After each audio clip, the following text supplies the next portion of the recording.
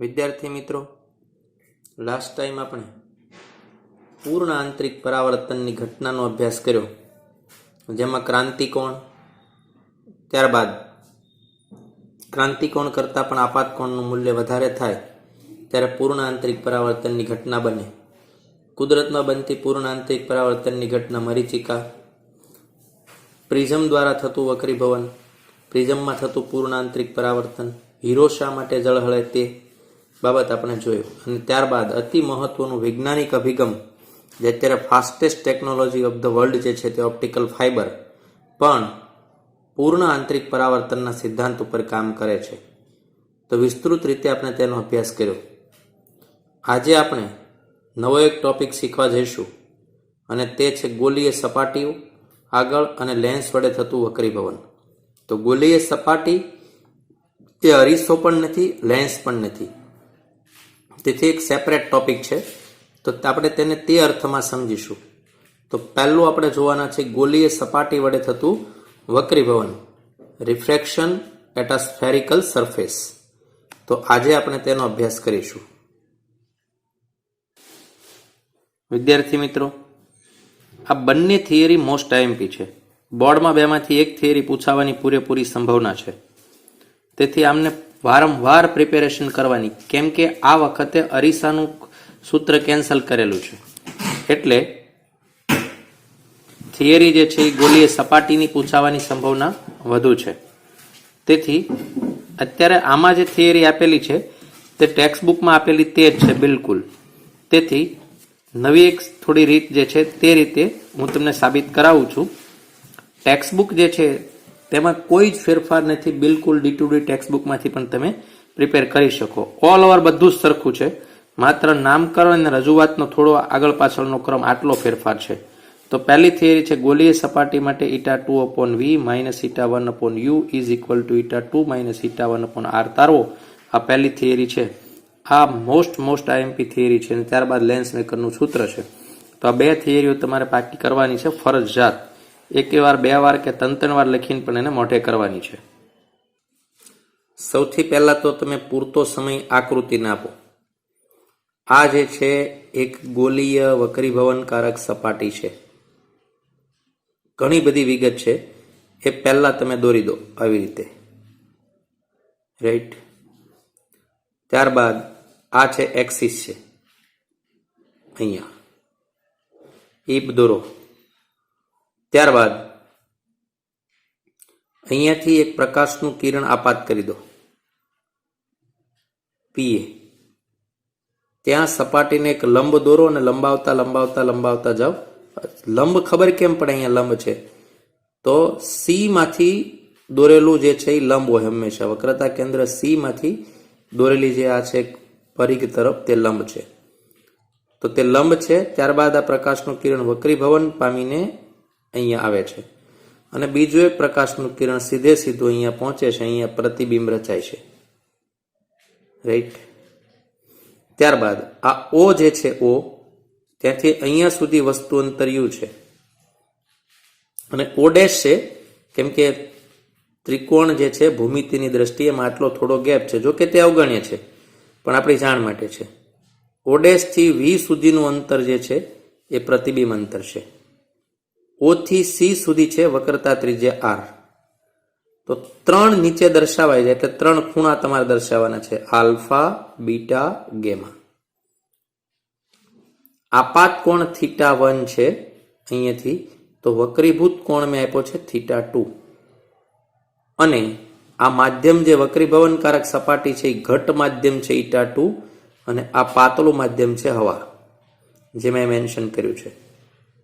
તો ફરીથી સૌથી પહેલા તમે આવી રીતે આમ વક્રીભવનકારક સપાટી દોરશો, એક્સિસ દોરશો, સી માંથી એક લંબ દોરી દો. પછીથી અહીંયા એક પ્રકાશનું કિરણ આપાત કરી દો, ત્યાંથી વક્રીભૂત કરી દો, અને યુ, વી અને આર આપી દો. આ ડેલ્ટાનો તફાવત, ડેલ્ટા જેટલો તફાવત અહીંયા છે, જેથી આ ત્રિકોણની હાઈટ પણ એચ છે. નામ બધા આપી દઈએ, ગમે તે નામ તમે આપી શકો છો. જો આકૃતિ 1-2 વાર દોર્યા પછી તમે રેડી થઈ ગયા, તો પછીનું કામ ભૌમિતિક છે, એકદમ આસાન છે. ઓસી વક્રતા ત્રિજ્યા છે જે તમને દેખાય છે. યુ જેટલા અંતરે બિંદુવત વસ્તુ પી ઉપર મૂકેલી છે એ મેં તમને હમણાં સમજાવ્યું તે પ્રમાણે, રાઈટ. પછી પી ઓ અને પી એ બે કિરણો ધ્યાનમાં લ્યો તો આ પી એક કિરણ છે અને બીજું પી ઓ કિરણ છે, એ બે કિરણ ધ્યાનમાં લ્યો તો પીઓ માટે આપાત કોણ શૂન્ય છે, કેમ કે એ સીધે સીધું ડાયરેક્ટ લંબ સાથે જ અટેચ થઈ જાય. તો આપાત કોણ કેવો? શૂન્ય હોવાથી સ્નેલના નિયમોસર તે વળ્યા વગર ડાયરેક્ટ સીધો અહીંયા પહોંચી જશે, આગળ વધશે. અને કેમ શૂન્ય છે? કેમ કે સી માંથી તમે લંબ દોરો તો લંબ સાથે બનાવેલો ખૂણો કેવો હોય? 0. એટલે એનું કઈ વક્રીભવન થશે નહીં. આપણે અગાઉ પણ શીખ્યા હતા બ્લોકમાં, સીધે સીધું જાય તો એનું કઈ વક્રીભવન થાય નહીં. સપાટી સાથે દોરેલા લંબ સાથે 0ના ખૂણે જતું રહે. જે આજે જ આપણે વિડીયો લેક્ચરમાં પણ જોતા હતા કે આવો બ્લોક હોય પૂર્ણ આંતરિક પરાવર્તનની ઘટનામાં તો અહીંથી સીધું જાય ને સપાટી સાથે દોરેલો લંબ હોય તો સીધે સીધું નીકળી જાય, એનું વક્રીભવન થાય નહીં. તો એ ઘટના અહીંયા આ જતું રહ્યું. પરંતુ આ કિરણનું વક્રીભવન થશે, પરંતુ પીએ જે છે એ સપાટી પર એ બિંદુએ સંપાત થશે. એસી લંબ આપેલો છે આ, અને θ1 ખૂણે આપાત થાય, લંબ સાથે બનાવેલો ખૂણો છે એની સાથે. એકદમ બેઝિક સિમ્પલ લેંગ્વેજમાં મેં આ લખ્યું છે જે તમે આરામથી સમજી શકો. અહીંયા વક્રીભવનમાં આપણને ખબર છે કે આ ઘટ્ટ માધ્યમ છે, આ પાતળું માધ્યમ હોવાથી વક્રીભૂત કિરણ લંબ તરફ વાંકું વળશે તો લંબ તરફ સહેજ નમી ગયું અને એપી ડેશ માર્ગે આગળ વધશે અહીંયા સુધી, બરાબર. હવે જો આલ્ફા બીટા અને ગેમા અનુક્રમે આપાત કિરણ, વક્રીભૂત કિરણ અને લંબે મુખ્ય અક્ષ સાથે રચેલા ખૂણા છે. એક આપાત કિરણે અક્ષ સાથે રચેલો આલ્ફા, વક્રીભૂત કિરણે લંબ સાથે રચેલો ખૂણો ગેમા અને લંબ જે સપાટીને દોરેલો તેને અક્ષ સાથે રચેલો ખૂણો બીટા છે. ટેક્સ્ટ બુકમાં ના ખાલી નામ લખેલા છે, રાઈટ. તો આ બધો આકૃતિનો બેઝિક પરિચય થયો. હવે બંને વક્રીભૂત કિરણ ઓપી ડેશ અને એપી ડેશ પી બિંદુએ મળશે તો ત્યાં તેનું પ્રતિબિંબ મળશે અને અહીંયા θ2 જે છે એ વક્રીભૂત કોણ છે. ઓકે, હવે બિંદુ એ આગળ આપણે સ્નેલનો નિયમ લેવાના છે. અહીંથી ગણતરી શરૂ થઈ. એકદમ આસાન છે, જોવામાં થોડું ટિપિકલ લાગે પણ 2 થી 3 વાર પ્રેક્ટિસ કરવાથી આવડી જશે. અહીંયા સ્નેલનો નિયમ લઈએ તો η1 sin θ1 બરાબર η2 sin θ2, તો η1 sin θ1 બરાબર η2 sin θ2 is equal to η2 sin θ2 આપણે લખાઈ ગયું η1 sin θ1. હવે બંને નાના હોય, θ1 અને θ2 નાના રેડિયનમાં હોય, પેરેક્સેલ કિરણો લીધા હોય એટલે, તો ઈટાના બદલે આ જે થીટા હોય થીટાના બદલે સાઇન થીટાના બદલે ખાલી થીટા લખી શકાય, એ વાત તમને ખબર જ છે. તો આ પહેલું સ્ટેપ આપણે લીધું છે, η1 sin θ η1 θ1 ઇઝ ઇક્વલ ટુ η2 θ2. હવે θ1 એ ત્રિકોણ PAC નો બહિષ્કોણ થશે. હવે આપણે જોઈએ માટે θ1 is equal to alpha plus beta. તો θ1 જે છે એ ત્રિકોણ PAC નો બહિષ્કોણ થશે. તો PAC, તો બહિષ્કોણનું સૂત્ર શું હોય? સામેના બંને ખૂણાનો સરવાળો થાય એમાં, એને બહિષ્કોણ કહેવાય. તો બરાબર તમે જોશો આ ત્રિકોણ છે, આવી રીતે એમ કરીને હા, એટલે કે આવો કંઈક ત્રિકોણ બને છે આવી રીતે એમ કરીને આ ત્રિકોણ છે. અહીંયા છે θ1, આ આપાત કિરણ છે, આ લંબ છે, તો અહીંયા છે બીટા, અહીંયા છે આલ્ફા, અહીંયા હાઈટ h છે. તો આ ત્રિકોણ જે છે એનો બહિષ્કોણ બનશે. તો બહિષ્કોણ એટલે સામેના ખૂણાનો સરવાળો, એટલે θ1 is equal to alpha plus beta થાય. તો આ બાબત જોઈએ. જુઓ, અહીંયા આલ્ફા, અહીંયા બીટા અને આ છે θ1. તો θ1 આનો બહિષ્કોણ છે એટલે અહીંયા આપણે લખ્યું છે θ1 છે એના બદલે લખાય આલ્ફા પ્લસ બીટા. ઓકે, આ રીતે બીટા છે એ બહિષ્કોણ છે P'AC. તો બીટા જે છે એ બહિષ્કોણ છે, તો આ બીટા છે. ત્રિકોણ કયો છે? P'AC, એના માટે 12 નો ખૂણો છે. તો આ બંનેનો સરવાળો થાય સામેના ખૂણા, તો શું આવશે? θ2 પ્લસ ગેમા. તો અહીંયા આવશે θ2 પ્લસ ગેમા માટે θ2 ને કરતા બનાવો તો શું થાય? Beta minus gamma. તો આપણને આ સમીકરણ જે છે એની અંદર આપણે θ1 ની કિંમત મળી ગઈ, θ2 ની કિંમત મળી ગઈ. એ આપણે એપ્લાય કરી દઈશું અહીંયા આની અંદર. તો શું મળશે? η1 θ1 ની કિંમત છે પ્લસ, અહીંયા આપણે મેળવી છે હમણાં બહિષ્કોણની રીતે, આ પણ બહિષ્કોણની રીતે મેળવી છે. અંદર અંદર આપણે ગુણાકાર કરીશું, આનો ગુણાકાર આની સાથે, તો η1 alpha, η1 beta, η2 beta minus eta, એટલે સાદું રૂપ આપીને મેં ફેરવી પણ નાખ્યા છે. η2 બીટા માઇનસ જે છે આ બાજુ આવે તો થઈ જાય પ્લસ, રાઈટ.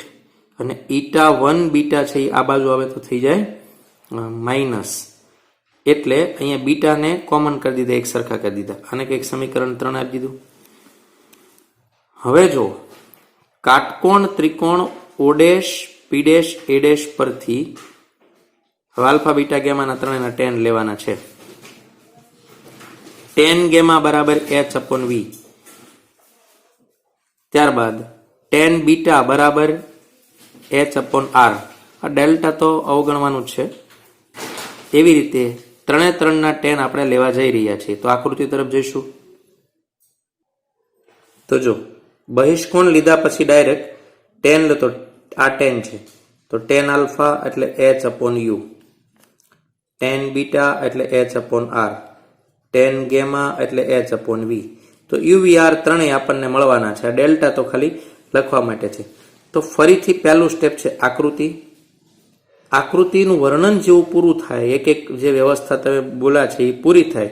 બધું આવું ડી ટુ ડી લખવું એવું ફરજિયાત નથી. તરત જ અહીંયા સ્નેલનો નિયમ, નાનું કરીને θ1, બહિષ્કોણ કરીને આલ્ફા બીટાની કિંમત અને ટેન, આપણું 90% કામ પૂરું થઈ ગયું છે. તો ત્રણે ત્રણ ટેન છે. ટેન આલ્ફા એટલે h upon U, tan beta એટલે h upon R, tan gamma એટલે h અપોન વી. ચલો તો ત્રણે ત્રણ જોઈએ. તો જો ટેન ગેમા એટલે h upon V, tan beta એટલે h અપોન આર અને ટેન આલ્ફા એટલે h અપોન યુ. અહીંયા ડેલ્ટા વાળો પોર્શન જે છે એ માઇનોર છે,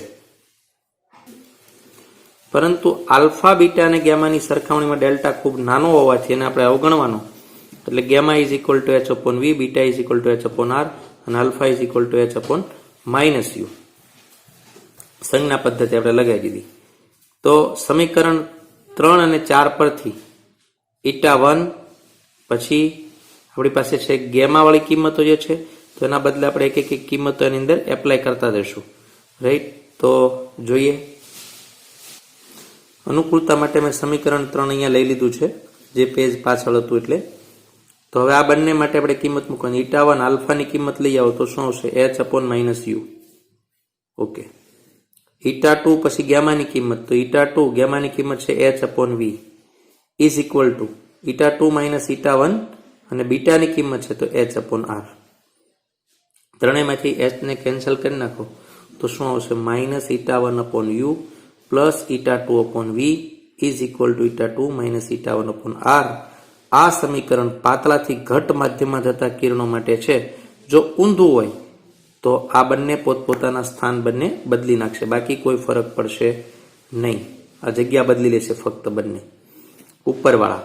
તો શું આવશે? Minus η2 upon u plus η1 upon, અહીંયા કાંઈ ફેરફાર નહીં થાય, બંને ઉપરવાળા જે છે એ ખાલી સ્થાન બદલી દેશે. η1 માઇનસ η2 અપોન આર. અંશ જે છે એ પોતાના સ્થાન ઉલટાઈ દેશે. ક્યારે? પ્રકાશના કિરણો ઘટથી પાતળા તરફ જતા હોય તો, રાઈટ. તો બેઝિક બાબતો ફટાફટ જોઈ લઈએ. તો સૌથી પહેલા છે આકૃતિ. એ જોવામાં આપણને ગૂંચવડ લાગે છે, આવી રીતે આમ કંઈક અમુક એક કરી દેવાનું. ત્યારબાદ આપણે એનો તરત જ એક્સિસ આપી દેવાનો છે અહીંયાથી આકૃતિ પછીથી સામાન્ય રીતે અહીંયાથી શરૂ કરીને અહીંયા એક આપાત કિરણ આવવા દેવાનું છે. અહીંયાથી આવી રીતે લંબ દોરી દેવાનો છે, પહેલા દોરી દેવાનું. જ્યાં લંબ આવે તે આપણે આપી દેવાનું સી નામ, અને પછી અહીંયાથી વક્રીભવન પામીને એક કિરણને આવવા દો અહીંયા, જ્યાં તમે આપી દો પ્રતિબિંબ જે છે પી ડેશ. જ્યાં અહીંયા પી હોય તો અહીંયા કહી દેવાનું પી ડેશ. અહીંયા એક હાઈટ h આપી દો, રાઈટ. આ આપાત કિરણ થઈ ગયું, આ થઈ ગયો θ1, આ થઈ ગયો θ2, આવી રીતે આમ. હવે નીચે ખાલી નામ તમારે આપવાને રહ્યા. આટલું આસાન જ કામ છે. પછી અહીં તરત જ આલ્ફા, બીટા અને ગેમા. તમને ખબર છે આ આટલો ભાગ છે એ છે આર, આટલો ભાગ છે એ છે વી અને આટલો ભાગ છે યુ. આટલું જેવું લખાણ પટ્ટી પૂરી થાય તરત જ અહીંયા સ્નેલનો નિયમ લઈ લો. એટલે સ્નેલના નિયમનો ડાયરેક્ટ હું નાનો કરી નાખું છું. η1 θ1 બરાબર η2 θ2.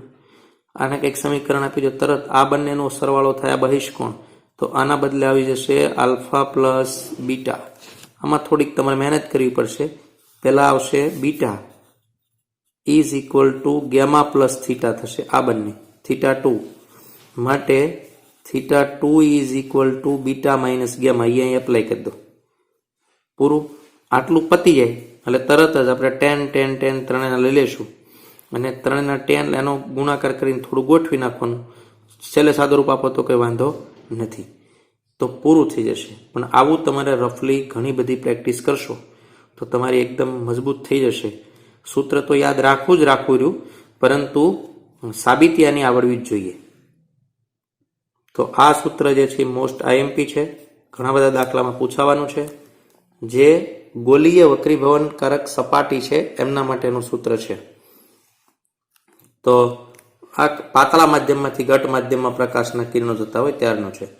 તમે ટેક્સ્ટ બુકમાંથી તૈયારી કરી શકો છો, કોઈ ઇસ્યુ નથી, પણ આ થિયરી સાબિત કરવી આવશ્યક છે અને આઈએમપી પણ છે. હવે બીજી એક અગત્યની આઈએમપી થિયરી છે લેન્સ મેકરનું સૂત્ર, તે આપણે જોઈએ. સવાલ છે લેન્સ મેકરનું સૂત્ર 1/f is equal to η21 minus 1 upon 1/r1 minus 1/r2 તારવો, જેને લેન્સ મેકર્સનું સૂત્ર કહેવામાં આવે છે. હવે આ ટેક્સ્ટ બુક આપણી જે છે તે અને અન્ય પ્રકાશકમાં શું છે, પાતળો લેન્સ લીધો છે. પછી પહેલા આ બાજુની એક સપાટી માટેનું કિરણો બતાવ્યા છે, ત્યારબાદ આ બીજી સપાટી માટેના કિરણો બતાવ્યા છે અને ત્યારબાદ એ સૂત્ર સાબિત કર્યું છે. આપણે આ બંને એકમાં જ કરીશું, જે એની વધુ સહેલી રીત છે. અને જો તમને ટેક્સ્ટ બુકની રીત વધારે ફાવે તો પણ કોઈ વાંધો નથી. તે ટેક્સ્ટ બુકમાં છે જ, એટલે હું સહેલી રીત છે એ તમને બતાવું છું. પાતળા લેન્સ માટેનું લેન્સ મેકર્સનું સૂત્ર મેળવો. હવે જો લેન્સ ઓલરેડી અહીંયા છે, આ આકૃતિ છે, પણ આ એનો મધ્ય ભાગ મેં ઓલરેડી ઝૂમ કર્યો છે. જે આપણી ટેક્સ્ટ બુકમાં શું કર્યું છે, તો એક એક કિરણ દર્શાવ્યું છે, એક એક સપાટી દર્શાવી છે. આપણે અહીંયા પહેલા આમને સમજી લઈએ. આ ડ્રોઈંગ છે, જોતા થોડું આપણને એમ લાગે કે વધુ કોમ્પ્લિકેટેડ છે, પણ એકદમ સહેલું છે. આ લેન્સનો આ જે ગર્ભ એરિયા જે છે, પેટનો એરિયા જે છે, તે અહીંયા મેં ખાલી મોટો કર્યો છે આટલો, જેથી કરીને અહીંયા થતી પ્રક્રિયા કિરણોની આપણે સારી રીતે જોઈ શકીએ. સૌથી પહેલા આ જે પિંક કલર વાળો ભાગ છે, સપાટી 1 છે, આ સપાટી 2 છે, બંને દ્વારા વક્રીભવન થવાનું છે. જે ખરેખર ગોલીય સપાટી દ્વારા થતા વક્રીભવન નું પરિણામી અહીંયા રિઝલ્ટ આપણને મળશે. તો પહેલી સપાટી એક ગોલીય સપાટી છે, એના માટે વિચારીએ તો શું થાય, વસ્તુ છે અહીંયા છે, અહીંયા લંબ સાથે પ્રકાશનું કિરણ આપાત કોણ બનાવશે અને ત્યાંથી વક્રીભવન પામીને જતું રહેશે. એને તમે પાછળ લંબાવો તો અહીંયા તમને એનું પ્રતિબિંબ મળી શકે. રાઈટ, આ ઓનું પ્રતિબિંબ અહીંયા આવે. હવે તે બીજી જે સપાટી છે એના માટે વસ્તુ બનશે, કેમ કે અહીંયાથી સીધું કિરણ અહીંયા જાય અને વક્રીભવન પામી નહીં આવે, તો અહીંયા પાછું પ્રતિબિંબ મળશે. એ પહેલી સપાટીનું પ્રતિબિંબ બીજી સપાટી માટે વસ્તુ બનશે અને બીજી સપાટી ડાયરેક્ટ અહીંયા વક્રીભવન પામીને પ્રતિબિંબ મેળવીશું આપણે. તો ડ્યુઅલ પ્રક્રિયા છે. તો આપણે જોઈએ સપાટી 1 માટે. તો સપાટી 1 જેને આપણે R1 કહીએ, જેની વક્રતા ત્રિજ્યા છે. આ બાજુનો વક્રીભવનાંક જે છે η1, વચ્ચેનો વક્રીભવનાંક η2. તો સપાટી 1 માટે આપણે જોઈએ, પાતળા માધ્યમમાંથી જાય છે પ્રકાશનું કિરણ, તો શું આવશે, -η1/u પ્લસ η2/v1. 1 તો એટલા માટે આપણે રાખ્યા છે આ વખતે પહેલી સપાટીનું પ્રતિબિંબ છે ને v1 કહીશું. બીજી સપાટી માટે આપણે ફાઇનલ જે છે ને આપણે v કહીશું. ઓકે, બરાબર 𝜃2 - 𝜃1/r. આ સપાટી 1 વડે, તો આપણે ટેક્સ્ટ બુકમાં ફક્ત સપાટી 1 જ દર્શાવી છે ને સપાટી 1 વડે મળતું પ્રતિબિંબ મેળવ્યું છે ને એના માટે આપણે એક સૂત્ર મૂક્યું છે, રાઈટ. જોઈએ ટેક્સ્ટ બુકમાં તો u છે વસ્તુ અંતર, v1 છે પ્રતિબિંબ અંતર સપાટી 1 નું. હવે પ્રતિબિંબ o' આ જે મળ્યું છે તે સપાટી 2 માટે આભાસી વસ્તુ તરીકે વર્તે છે. એટલે અહીંયાથી સીધું આ પ્રકાશનું કિરણ જે પેન્સિલ જાય તે જુઓ ડાયરેક્ટ સપાટી 2 ને મળશે. હવે આ સપાટી 1 ની હાજરી નથી એમ આપણે સમજીશું. આ જ સપાટી ખાલી વધી છે તો ત્યાંથી વક્રીભવન પામી અને અહીંયા આપણને મળશે. તો સપાટી 2 માટે શું થાય છે કે વસ્તુ ઘટ માધ્યમમાં હોય છે અને પ્રતિબિંબ પાતળા માધ્યમમાં પડે છે, તો ઉપરના જે છે એ આમ કરીને ઉલટાઈ જશે એમ આપણે શીખ્યા હતા. તો -𝜃2/v1. શા માટે v1? તો એનું વસ્તુ અંતર છે. અંતરો બે સેન્ટરથી જ મપાવાના છે કેમ કે આ વસ્તુ છે, તો વસ્તુ અંતર v1. 𝜃1/v તો એનું પ્રતિબિંબ અંતર છે ઇઝ ઇક્વલ ટુ 𝜃1 - 𝜃2/r. હવે આને જો આ ડાયરેક્શનને +r આપણે લઈ લઈએ તો આ ડાયરેક્શનને -r કહેવાય. તો અહીંયા r ના બદલે લખી શકાય -r2 અને એના કારણે માઇનસ સાઇનના લીધે આ ઉલટાઈ જશે ઉપર, રાઈટ. સમીકરણ 1 અને 2 નો સરવાળો કરીએ અહીંયા. તો આ છે સમીકરણ 1, આ છે સમીકરણ 2. તો સરવાળો કરતા -𝜃2v1 અને +𝜃2v1 ઉડી ગયા, કેન્સલ થઈ ગયા. સરવાળો જ્યારે તમે કરશો બરાબરની આ બાજુના પદોનો સરવાળો, બરાબરની આ બાજુના પદોનો સરવાળો, તો મેં લાલ સર્કલ કર્યું છે તમે જો 𝜃2/v1 આ બંને કેન્સલ થઈ ગયા. તો વધ્યા કોણ? આ બંને, રાઈટ. તો કોણ વધ્યા? 𝜃1 -𝜃1/u +𝜃1/v બરાબર 𝜃1 - 𝜃2 is equal to 1/r1 - 1/r2.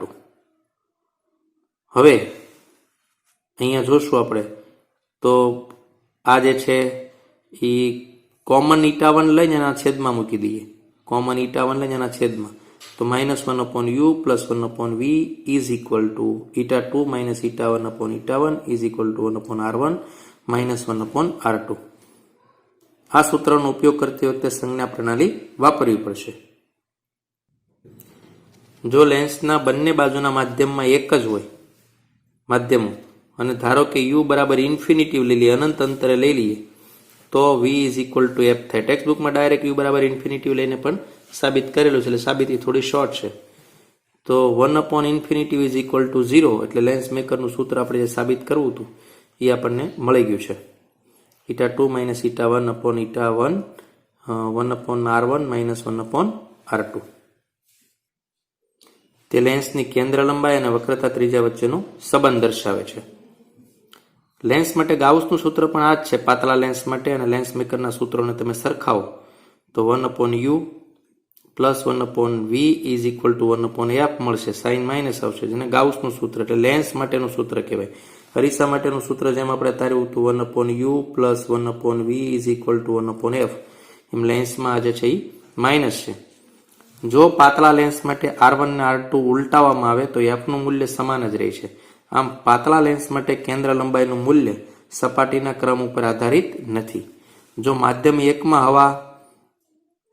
1 તરીકે હવા હોય તો 𝜃1 1 લઈ શકો, અને ધારો કે માધ્યમ 2 નો વક્રીભવનાંક 𝜃2 હોય તો લેન્સ મેકર્સનું સૂત્ર આમ પણ લખી શકાય.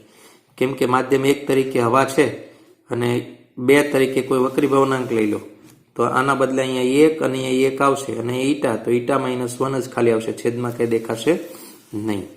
બીજું એક એ યાદ રાખો કે ભાઈ મોટા ભાગે લેન્સની વક્રતા ત્રિજ્યા 15 આપી હોય, અહીંયા સરવાળો જ થવાનો છે, કેમ કે અહીંયા બાદબાકી છે. તો પહેલામાં એક પ્લસ હોય ને બીજી કેવી હોય માઇનસ હોય. એકને પ્લસ ડાયરેક્શનમાં તમે +r કહી દો તો બીજી કોઈ માઇનસ ડાયરેક્શનમાં -r થાય સંજ્ઞા પદ્ધતિ મુજબ.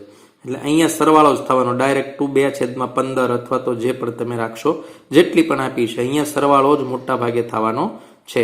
સિવાય સમતલ બહિર્ગોળ લેન્સ હોય, સમતલ અંતર્ગોળ લેન્સ હોય તો ત્યારની વાત અલગ છે. બાકી આ લેન્સ માટેનું સૂત્ર છે અને લેન્સ મેકર્સનું સૂત્ર પાતળા લેન્સ માટે આપણે સાબિત કર્યું તે ખૂબ મહત્વનું સૂત્ર છે અને આ સૂત્રનો ઉપયોગ વારંવાર એવું થશે. કેટલા બધા દાખલા જે છે તે આપણે ગણીશું ને જોઈશું. જો ટેક્સ્ટ બુકમાં ડાયરેક્ટ વસ્તુ અનંત અંતરે જે આપણે છેલ્લે લીધી ઇન્ફિનિટી લીધી એટલે સીધું જ અહીંયા સૂત્ર જે છે એ સાબિત થાય છે. તો આમ પણ પરીક્ષામાં લખવામાં કોઈ વાંધો નથી, કેમ કે ટેક્સ્ટ બુકમાં લખેલું છે એટલે માન્ય છે. પણ પહેલી ગણતરી જે છે તે આપણને દાખલાઓને સમજવામાં વધુ સરળ રહેવી છે. તો તમે આમાંથી પણ લખો તો કોઈ વાંધો નથી. લેન્સ મેકર્સનું સૂત્ર ડાયરેક્ટ જે છે એ આવી ગયું છે અને એના ઉપરથી આ છે ગાઉસનું સમીકરણ, પાતળા લેન્સ માટેનું જાણીતું સૂત્ર છે. બરાબર છે. આ અંતર્ગોળ બહિર્ગોળ લેન્સ અથવા વાસ્તવિક અને આભાસી બંને બધા માટે સત્ય છે, એક જ વસ્તુ છે.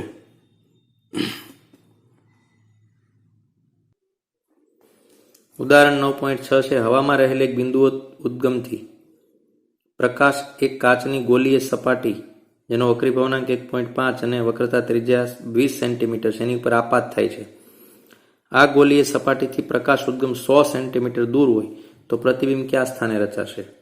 તો સૌથી પહેલા કાચની ગોળીય સપાટી શબ્દ આવે એટલે તરત જ આપણે સૂત્ર તૈયાર રાખવું પડે. -η1/u plus η2/v is equal to η2 - η1/r. તો અહીંયા u is equal two -100 centimetre, r જે છે એ +20 સેન્ટીમીટર લીધી છે અને n જે છે એ η1 એટલે હવા છે અને η2 જે છે એ 1.5 આપણને આપેલું છે. અહીંયા આપણને સમીકરણ દેખાશે η2/v, તો એની જગ્યાએ 1.5/v શોધવાનું છે. -η1 એટલે હવા 1/u, તો u આપેલું છે 100. તો સૂત્રમાં માઇનસ છે અને -u માઇનસ થઈ ગયા પ્લસ, અહીંયા -100 સેન્ટીમીટર છે. બંનેનો તફાવત તો 1.5 માંથી 1 જાય તો 0.5 અને /r છે તો r આપ્યો છે 20 સેન્ટીમીટર. તો એનું સાદુરૂપ છે તમારા માટે આસાન છે. તો આમ સપાટીથી આપાત કિરણની દિશામાં પ્રતિબિંબ 100 સેન્ટીમીટર દૂર રચાશે.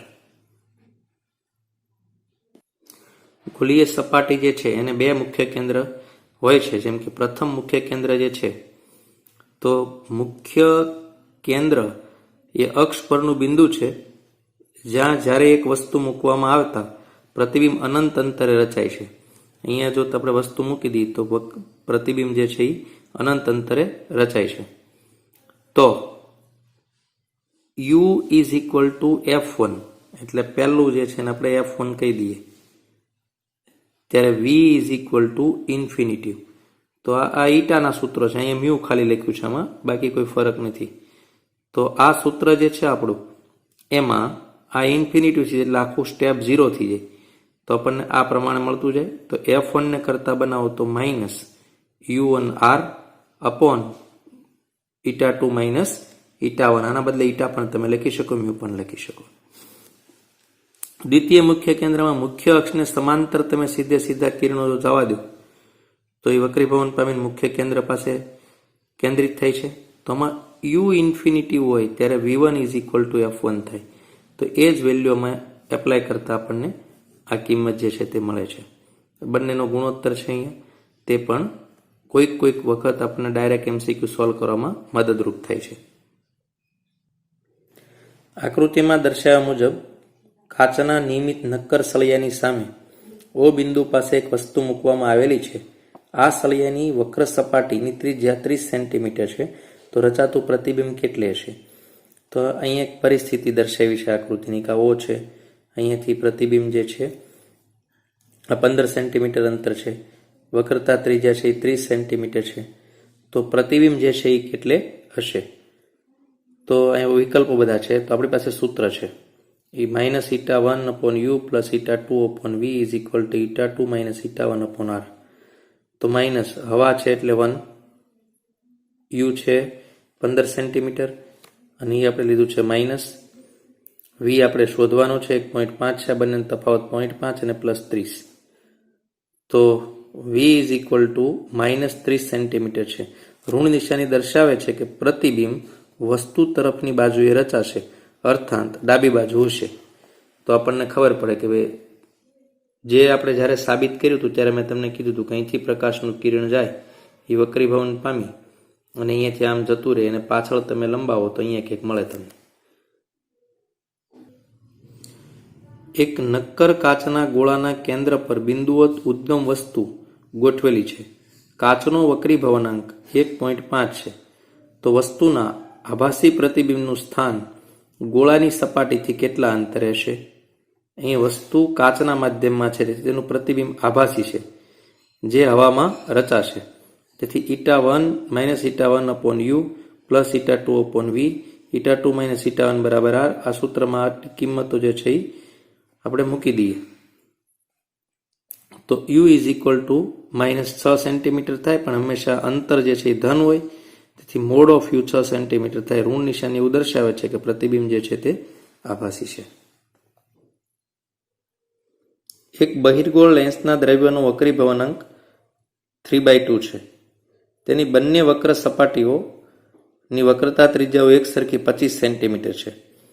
હવે તેની એક વક્ર સપાટીને સિલ્વર બનાવીને પરાવર્તિત કરવામાં આવે છે. તો આવા લેન્સની સામે કેટલા અંતરે વસ્તુ મૂકવી જોઈએ કે રચાતું પ્રતિબિંબ વસ્તુ પર જ સંપાત થાય? જો આ બહિર્ગોળ લેન્સ છે અને આ સપાટી પરાવર્તક બનાવી દીધી છે, આ મુખ્ય એક્સિસ છે, તો R1 બરાબર 25, R2 બરાબર -25, η1 હવા અને આ છે 1.5 લેન્સ છે. હવે પ્રતિબિંબ વસ્તુ પર સંપાત થાય એટલે આકૃતિ ઉપરથી u -x તથા v પણ -x, કેમ કે થશે શું કે અહીંયા વસ્તુ છે તો આ -x અને આ બાજુ જશે તો પાછું પરાવર્તન પામવાનું છે.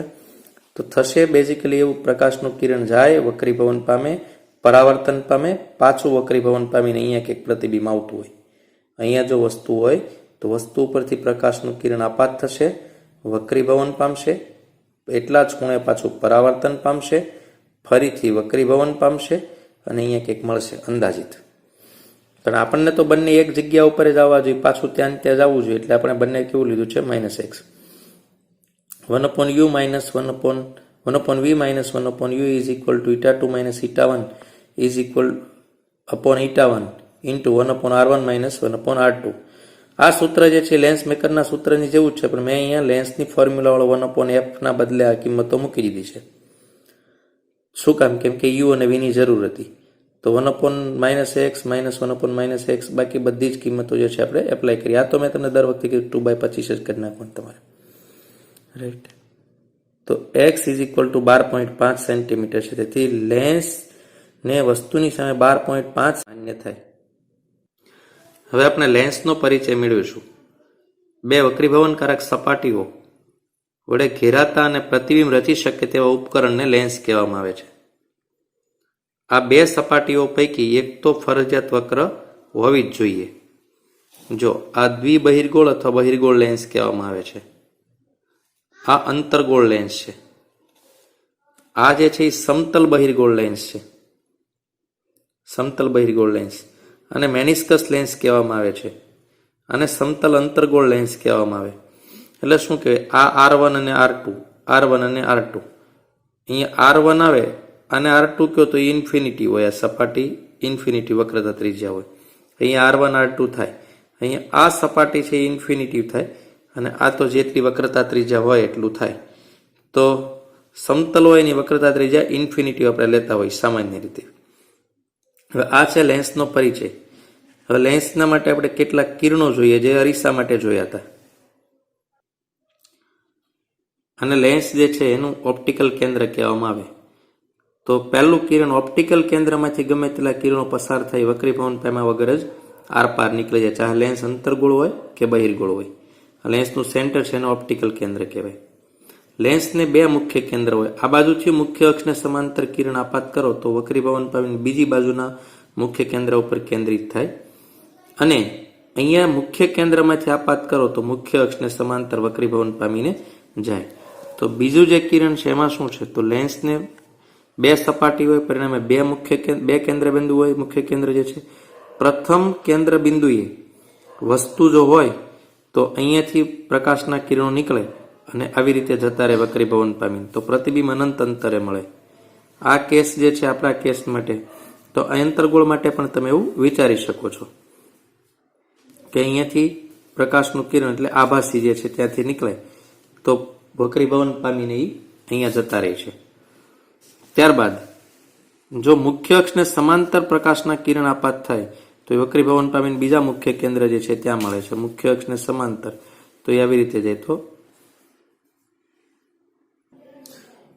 જેમ અરીસા માટે આપણે અંતર્ગોળ અને બહિર્ગોળ માટે જોયા, તેમ લેન્સ માટે પણ વસ્તુના સ્થાન, પ્રકારને પરિમાણ જોઈએ.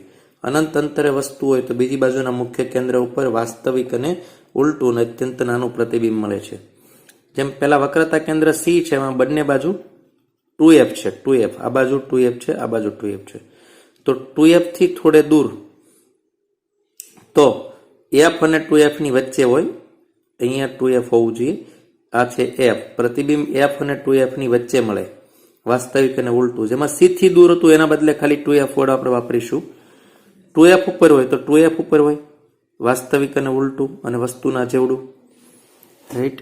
પછી f અને 2f ની વચ્ચે અહીંયાથી તો 2f થી દૂર, c થી દૂર થવું જોઈએ, એમ અહીંયા 2f થી દૂર પણ બીજી બાજુ હોય, રાઈટ. ત્યારબાદ જો f ઉપર આવી જાય છે અહીંયા આ બાજુ, તો વસ્તુ જે છે એ પ્રતિબિંબનું સ્થાન જે છે એ અનંત અંતરે આવી જાય, વાસ્તવિક અને ઉલટું ને અત્યંત મોટું હોય. અને છઠ્ઠી પોઝિશન જે છે કેન્દ્ર લંબાઈની અંદર, તો છે કેન્દ્ર લંબાઈની અંદર. તો કેન્દ્ર લંબાઈની અંદર જતું રહે તો પ્રતિબિંબ વસ્તુની બાજુએ જતું રહે, આભાસી અને ચત્તુ. જે છઠ્ઠું સ્ટેપ અંતર્ગોળ અરીસાના કેસમાં આપણે જોતા હતા તે. અંતર્ગોળ અરીસો અને બહિર્ગોળ લેન્સ લગભગ સરખું. બહિર્ગોળ અરીસો અને અંતર્ગોળ લેન્સ લગભગ સરખું છે. તો અંતર્ગોળ લેન્સ માટે જોઈએ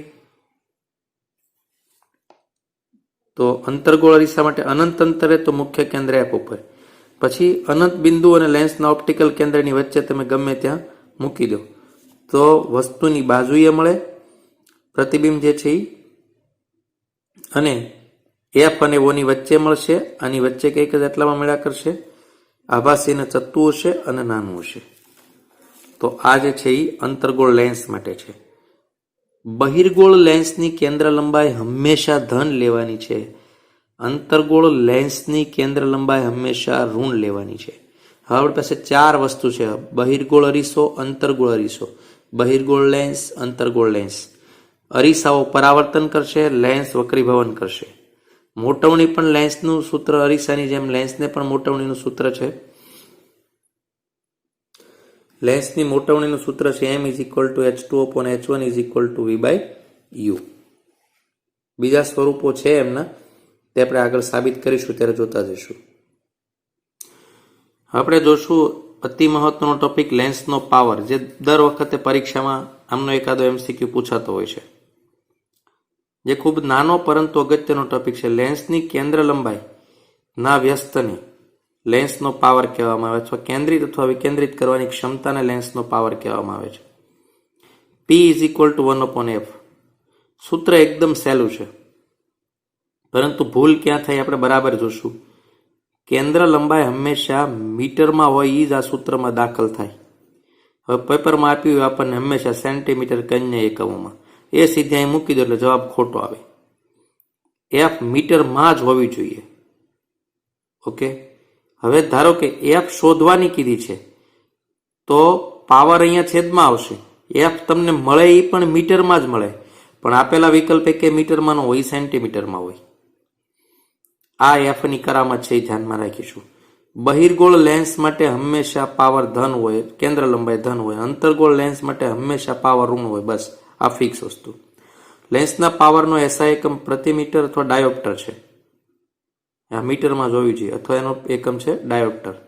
હવે આંખના ડોક્ટર જ્યારે દર્દીની આંખ તપાસીને જે નંબર લખે છે તે ડાયોપ્ટર એકમમાં હોય. ધારો કે એમ લખે કે ભાઈ +2 ડાયોપ્ટર લેફ્ટમાં, આનો મતલબ એમ થયો કે આ દર્દી જે છે ને અહીંયા બહિર્ગોળ લેન્સ પહેરાવાનો છે જેનો પાવર 2 ડાયોપ્ટર હોય. અથવા એમ લખે કે ભાઈ -2.5 ડાયોપ્ટર, તો -2.5 મતલબ અંતર્ગોળ લેન્સને રિક્વાયર છે અને 2.5 ડાયોપ્ટરનો એનો કાચ છે. આવી રીતે લેન્સનો પાવર જે છે એ આંખના ડોક્ટર લખે છે. તો તમે બરાબર ખ્યાલ આવી ગયો છે કે ભાઈ આ કેન્દ્ર લંબાઈ જે છે એ હંમેશા મીટરમાં હોવી જોઈએ અને પાવર જે છે એ ડાયોપ્ટરમાં તમને મળે. એટલે કાં તો પાવર આપ્યો છે, કેન્દ્ર લંબાઈ પૂછી છે, કેન્દ્ર લંબાઈ આપી છે, પાવર પૂછ્યો છે, પણ ક્યારેય કેન્દ્ર લંબાઈ મીટરમાં આપેલી નહીં હોય અથવા માગેલી પણ નહીં હોય. આ બાબત આપણે ધ્યાનમાં રાખીશું. હવે જો સંપર્કમાં રહેલા લેન્સનું સંયોજન, પાતળા લેન્સ હોય, આવી રીતે બે લેન્સ એકબીજાના સંપર્કમાં રહેલા હોય તો ફાઇનલ રિઝલ્ટ કેવી રીતે ગણે? તો પહેલા તો કેન્દ્ર લંબાઈ જે છે કેવી રીતે?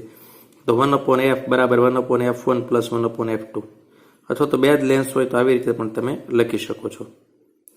આને પાવર પણ કહેવાય. તો પાવર P બરાબર P1 પ્લસ P2, પાવરનો સરવાળો થાય, મોટવણીનો ગુણાકાર થાય, m is equal two m1 ગુણ્યા m2.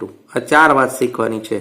હવે આવા ઘણા બધા લેન્સ હોય તો આવી રીતે કેન્દ્ર લંબાઈનું સ્વરૂપ 1/f1 plus 1/f2 plus n સુધી, પાવરનું સ્વરૂપ P1 plus P2 plus Pn સુધી, મોટવણીનું સ્વરૂપ તો બસ ગુણાકાર થયા કરશે. હવે જરૂરી નથી કે દર વખતે બે બહિર્ગોળ લેન્સ હોય, એક બહિર્ગોળ એક અંતર્ગોળ લેન્સ પણ હોય તો ઓટોમેટિકલી કેન્દ્ર લંબાઈ એની માઇનસ અહીં આવશે, પણ સૂત્ર તો આ જ છે. સંપર્કમાં રહેલા પાતળા લેન્સની 4 બાબત તમે ધ્યાનમાં રાખો, એક કેન્દ્ર લંબાઈ, એક પાવર અને એક મોટવણી. અહીંયા આના ઓપ્શનમાં તમે સાદું રૂપવાળા બે લેન્સ માટે હોય તો આવા સૂત્રો તમે લખી શકો છો, રાઈટ. તો કેન્દ્ર લંબાઈ, પાવર અને મોટવણી જે છે એ સંપર્કમાં રહેલા પાતળા લેન્સ એનું સંયોજન પરિણામી જે છે તે આવી રીતે મેળવી શકાય. જો પાતળા બે લેન્સ વચ્ચે d જેટલું અંતર હોય તો તેમની સમતુલ્ય કેન્દ્ર લંબાઈનું સૂત્ર ફક્ત બે લેન્સ માટે છે 1/f plus 1/f2 minus d/f1f2, અને પાવર માટે P બરાબર P1 plus P2 minus d P1 into P2. વળી d minus f1 plus f2 ને બે લેન્સ વચ્ચેનો પ્રકાશીય અંતરાલ કહે છે. મોટવણી વધારવા લેન્સનું સંયોજન કરવામાં આવે છે, દાખલા તરીકે સંયુક્ત માઇક્રોસ્કોપ. તો વિદ્યાર્થી મિત્રો, આજે અતિ મહત્વના બે સવાલ જે છે, ગોલીય વક્રીભવનકારક સપાટી અને લેન્સ મેકરનું સૂત્ર, સાથે સાથે ગોલી અરીસાનું સૂત્ર, લેન્સનો પરિચય, લેન્સની અંદરના કિરણો, લેન્સ માટે મોટવણીનું સૂત્ર, લેન્સના સ્થાન, પ્રકાર અને પરિમાણ, લેન્સનું સંયોજન, લેન્સનો પાવર અને લેન્સની મોટવણી, આટલી બાબતોનો આજે આપણે અભ્યાસ કર્યો. એટલે કે લગભગ ટેક્સ્ટબુકમાં તમે જોશો તો લેન્સ વાળો ભાગ જે છે એ પૂર્ણ થઈ ગયો છે આપણી ટેક્સ્ટબુક માટે. તો તમે ખૂબ કાળજીપૂર્વક આટલા સૂત્રો પ્રિપેર કરશો અને સાબિત કરવાના સૂત્રો જે મેં તમને કીધા તે તૈયારી કરશો. વધુ આવતા વખતે આપણે એમના દાખલા અને આગળનો અભ્યાસ કરીશું. ત્યાં સુધી આ ટોપિકનું પુનરાવર્તન કરશો એ અપેક્ષા છે. ધન્યવાદ.